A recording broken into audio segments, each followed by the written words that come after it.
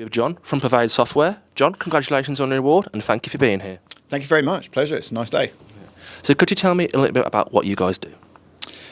We're an unusual company. We're a small UK-based cybersecurity company, and we took an industry where normally companies will have lots of different cybersecurity monitoring systems. So could be as many as 4 or 5, could be as many as 10. And we set about the challenge of merging those into one so that organizations can have a single cybersecurity monitoring system that does all their logs, config, etc. That was the initial challenge, which we did and we met. And then what we found is that having all of that information in one place was actually really useful for people to do auditing. So where the compliance auditing industry is normally going around asking lots of different people for different reports, we actually found that all of the data that they needed was in one place. And so not only were we able to have the security monitoring division, but also now our compliance auditing component as well, which has been really good. Okay, great. So obviously innovation is really important in cybersecurity. So how are you guys pushing that forward? Yeah, I think innovation is probably more important in cybersecurity than it is in most industries, just because the entire aim of the cybersecurity industry is to stay ahead of attackers. And so, they're constantly discovering new attacks, and then the rest of the industry is responding to them and being responsive. I think in order to get ahead of them, those on the bleeding edge of innovation like us have to try and do things that stay ahead of the attackers, one step ahead. And so it's a constantly changing, constantly evolving industry. So for example, to date, for the last decade, we've been working really hard to get our top 1% of critical national infrastructure, banks, insurance companies, all of those guys, really well protected, which has gone really well. It's led to huge innovations in technology. But we're now at a point where attackers have realised that it's a lot easier to go after the supply chain to those top 1% rather than go after the 1% directly.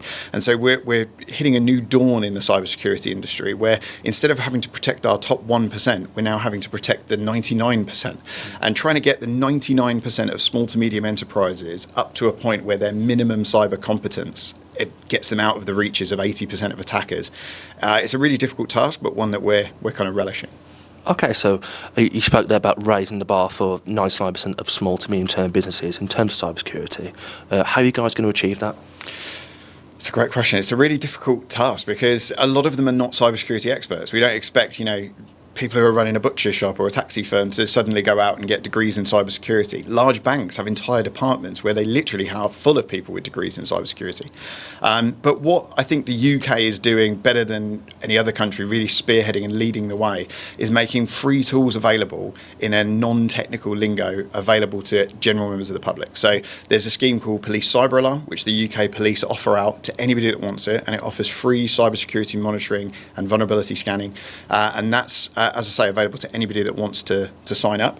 And then there's also schemes like the Cyber Essentials scheme, which is run by the UK National Cybersecurity Centre. And those two schemes combined cost nothing or very little, and they explain how to get this minimum level of cyber competence without having to go out and get a couple of degrees or employ a department of experts. You can actually just do it yourself, anybody, and get it rolled out. Okay, great. So what's the future of the company look like? Have you got any upcoming developments or projects? So just those two schemes that I just mentioned, the Police Cyber Alarm scheme and the Cyber Essential scheme, our technology underpins both. And so our goal for the next year or two is taking the great work that's been done in the UK, which has proven an overwhelming success, and then seeing if we can help other countries to follow suit. So we're going to be working an awful lot North America and Europe to try and use the examples and the use cases that have been generated by the UK Police and the National Cybersecurity Centre for the UK, and see if other countries want to adopt similar schemes to protect small to medium enterprises in their country and get that minimum bar up. Okay, great. So John, congratulations once again, and thank you for being here. Yeah, thank you very much. Appreciate it.